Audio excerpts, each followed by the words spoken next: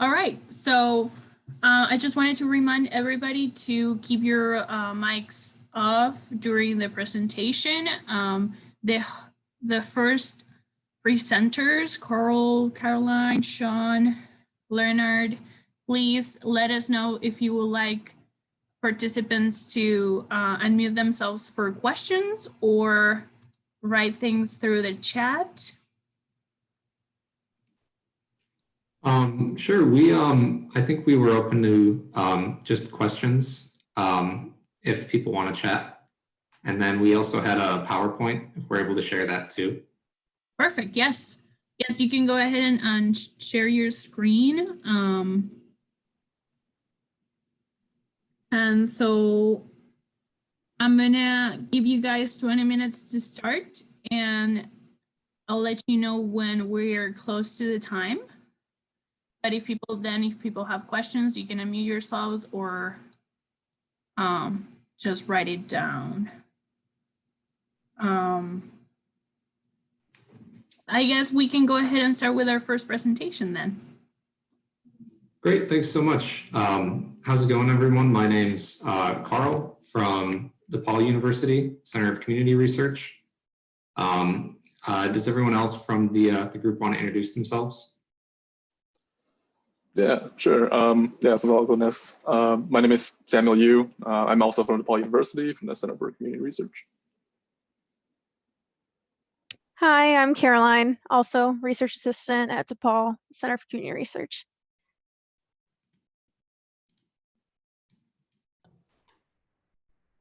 Sorry, I was on mute there. Hi, my name is Mohammed Islam. I am one of the research program coordinators at the Center for Community Research at DePaul.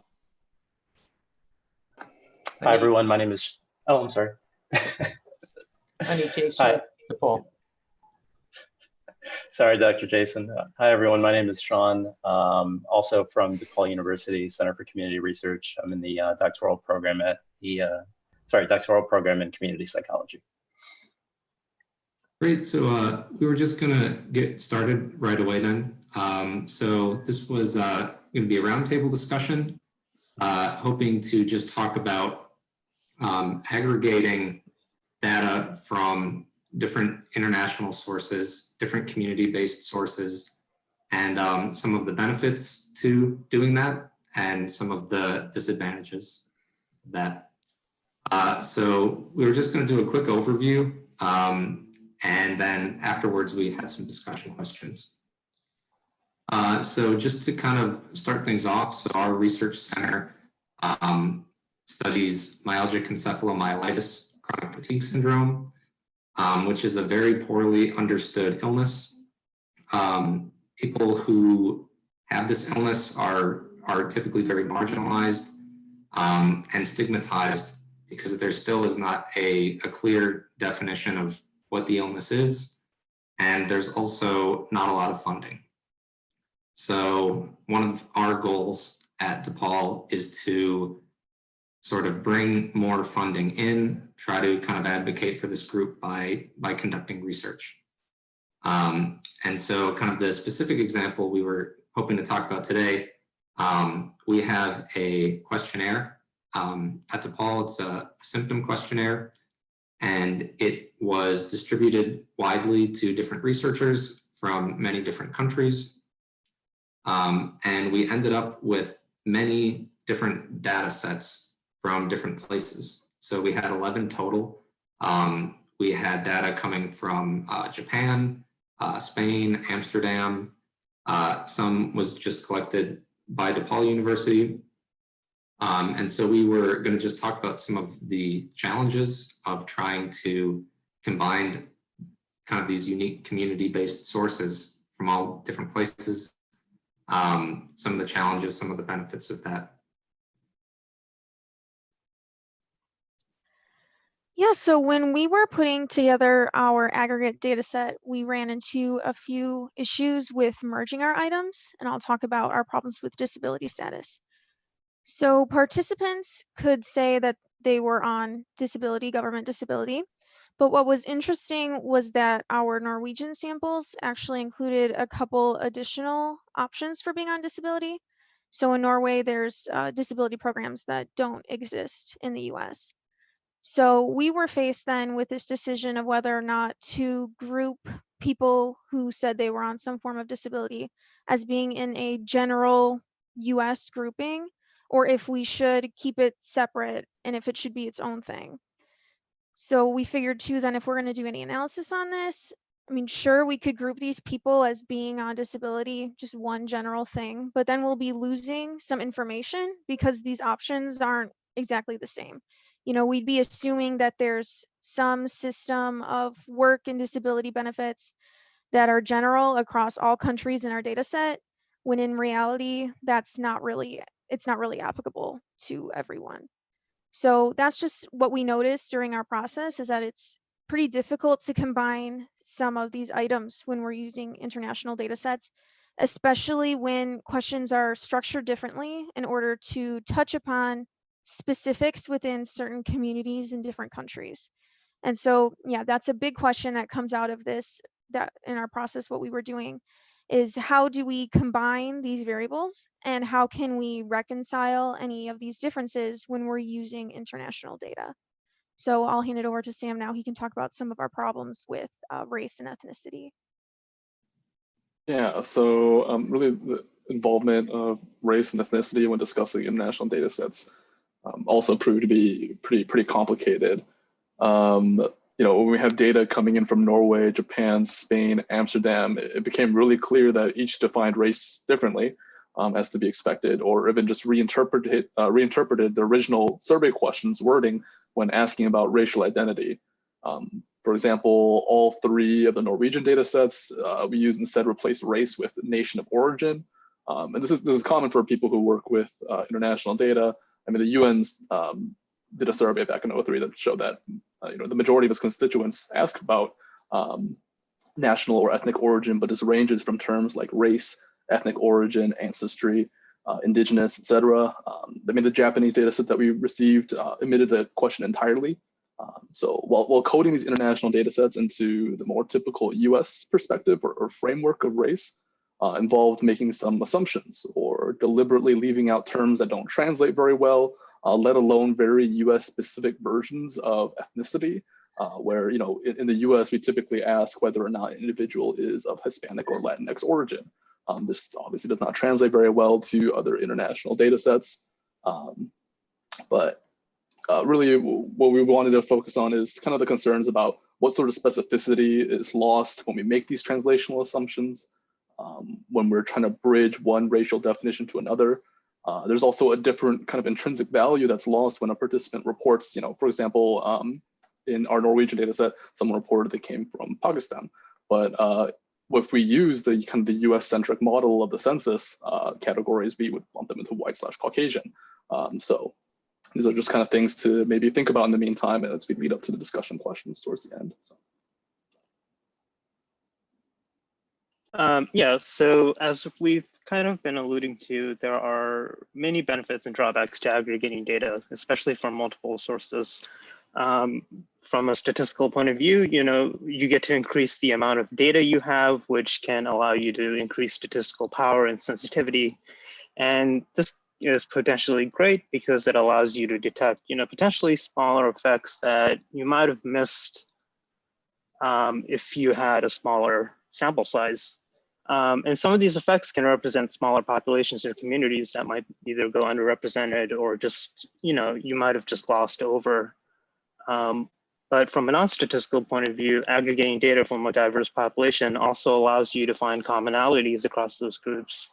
In other words, it allows you to generalize these findings or your findings. But this generalization also has the potential to wash over effects that are specific to smaller populations, right? And this can have negative implications from an application standpoint. So for instance, it can lead to the implementation of policies which may be ineffective for certain, you know, smaller populations or communities, especially ones that may go underrepresented. Now, obviously, some of these problems can be avoided if, you know, you pay close attention to the data. But as we've been discussing, when you aggregate data from multiple sources, and when you aggregate a large amount of data, your data set gets very complicated and very messy very quickly. So some of those problems, they can become very difficult to address. And then Sean, I think you had some comments on communities. Yeah, so the primary motivation for this conversation concerning data aggregation is an example in the chronic illness domain. We also wanted to take a moment to highlight other examples that we may come across in social science research. For instance, in crime and violence research, we often see data aggregated across entire administrative units, be they census tracts, neighborhoods or community areas, counties. However, in many instances, particularly in city settings, we often find that crime is concentrated in small areas of these administrative units, for example, at the street segment level. Still, we draw conclusions across larger units that characterize beyond this sort of localized phenomenon. And such characterization can be stigmatizing for neighborhoods, and as Mo mentioned, can also have harmful policy implications. Similarly, in education research, we have a sort of natural nesting framework with schools, districts, states, et cetera. And we may find that resources may not be allocated based on the needs of individual schools. Instead, for example, aggregated standardized test scores for an entire district may suggest that there's no need for aid when in fact the subsection of the schools in the district may be struggling. Again, as Mo mentioned, we may have methodologies of analysis to parse out and adjust for these nuances, but we too often find that there are situations in the published literature where such rigorous steps aren't necessarily taken. Therefore, we may suggest that it's kind of incumbent upon the researchers to start thinking about potential problems in their data and the limits of the ecological inferences kind of at the early stages of their research projects. I'll turn it over to Carl. Great, thanks, Sean. So before we get into our specific discussion questions, we were hoping to just see if there were any initial reactions, if anyone has had experience doing something similar, and then if not, we can move directly into some of the more specific discussion questions. But did anyone have any thoughts about this?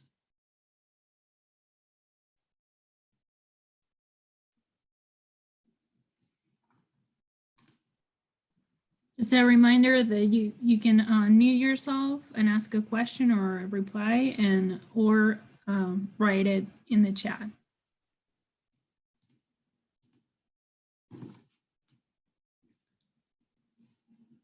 Okay, so we're also happy to just move on to some of the questions that we came up with. So one of the kind of first questions which Mo started to talk about, we've been thinking about kind of these concepts of generalizability and specificity, and how this could connect to actual community action.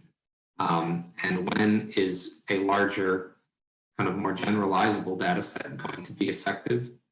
And when is a smaller and more specific sample going to be effective?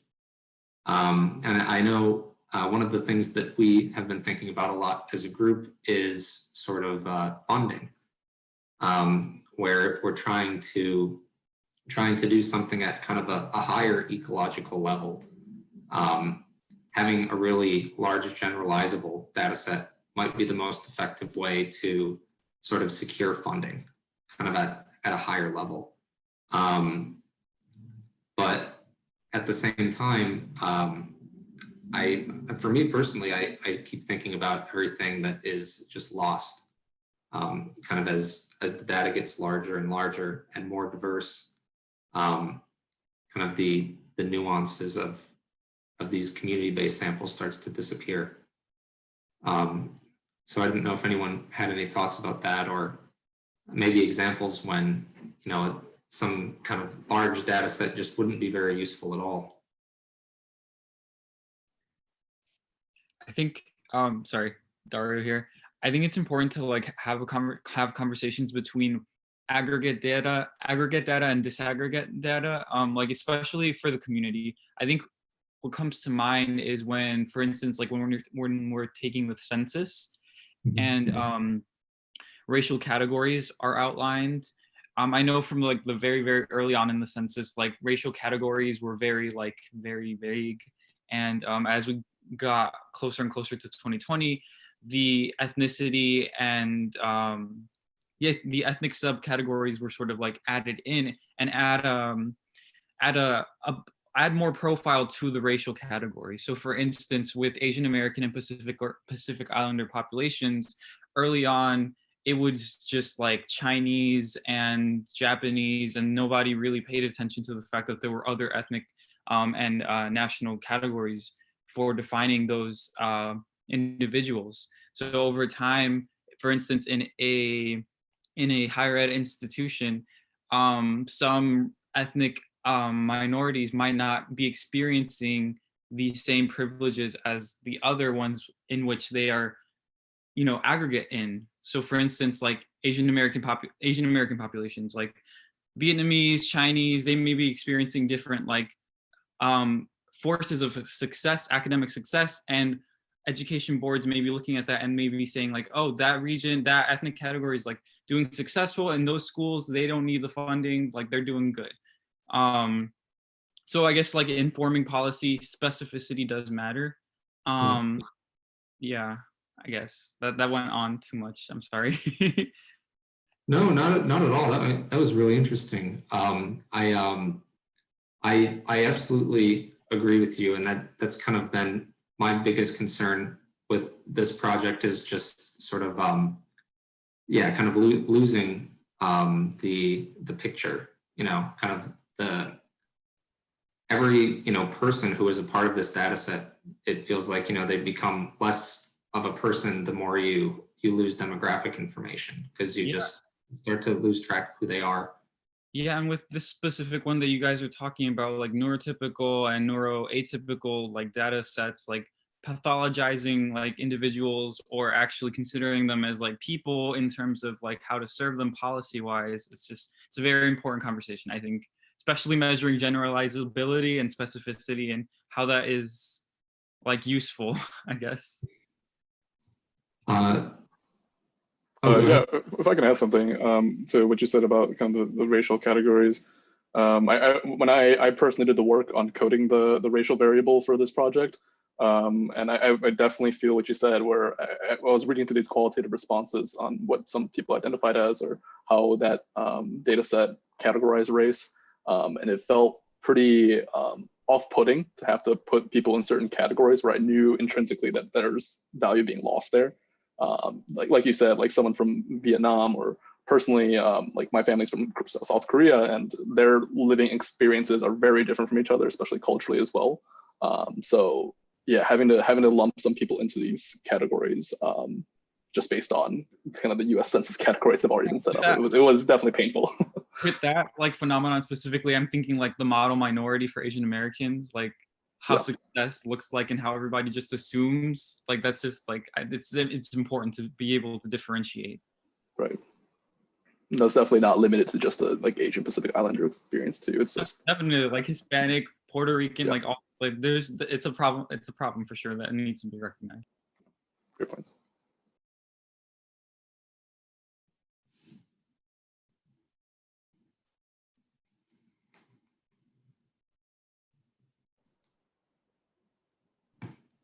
Sorry, I'm trying to read a message here. Okay, we have about 5 minutes. So I was thinking one of our questions was specifically about kind of race and ethnicity, and so I was thinking we could maybe talk a little bit more about that. And one thing that we've been thinking about is working with this international data set. Would it make the most sense to just you just divide it by country of origin, kind of like Sam was talking about what the UN has done, where don't make it more complicated. Just whatever country a person is from, that's where they're from. Or is it worth it to try to do something else?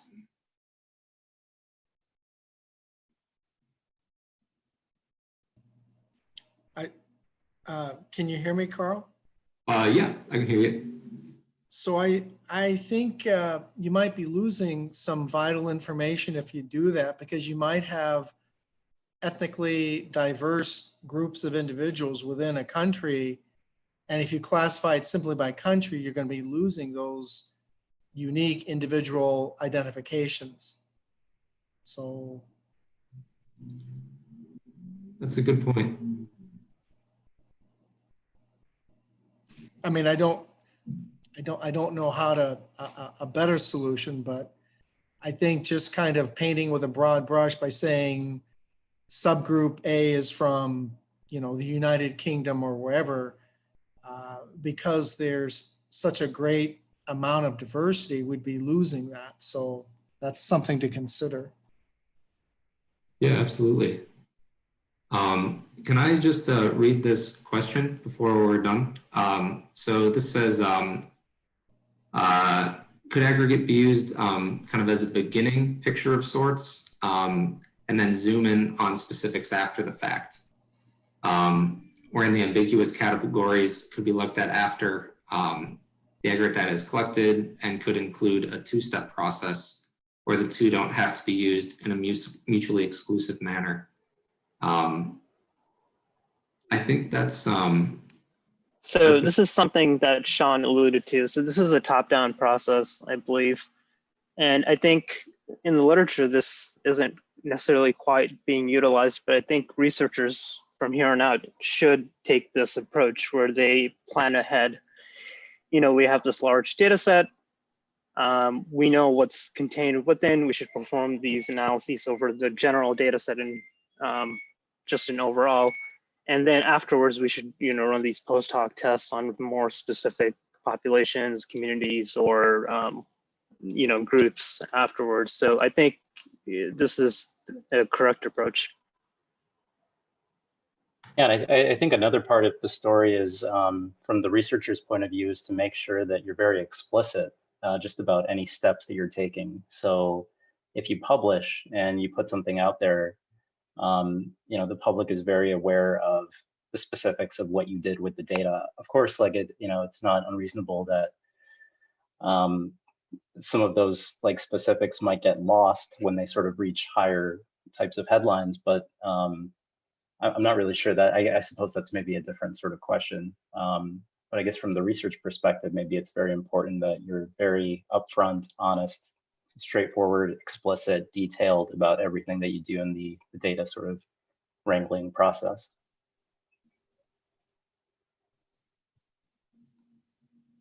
yeah, I think I think we're running short on time, but it did make me think. You know, I know one of the topics for the conference is sort of thinking globally about issues, and so I think it is interesting to kind of have, yeah, if you have a first look where you're trying to just get the most global picture of something, whether it's, you know, the COVID-19 pandemic or climate change or sort of a global crisis. You know, what's the largest picture you can get, and then you start to drill down and get more and more specific.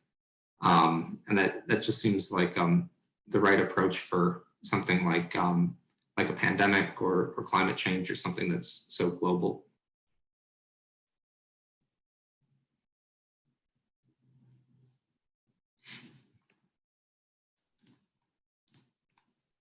Do we have any last minute questions? Any other comments before we can continue? Okay, well, thank you so much to our presenters. And I would encourage everybody to, the presenters, I mean, to leave their contact information if they would like people to contact them for more information. Sadly, we don't have more time to keep talking about this, but I would love that. But we're going to move on to our second presentation, and we're not going to record this. So I'm going to stop recording right now.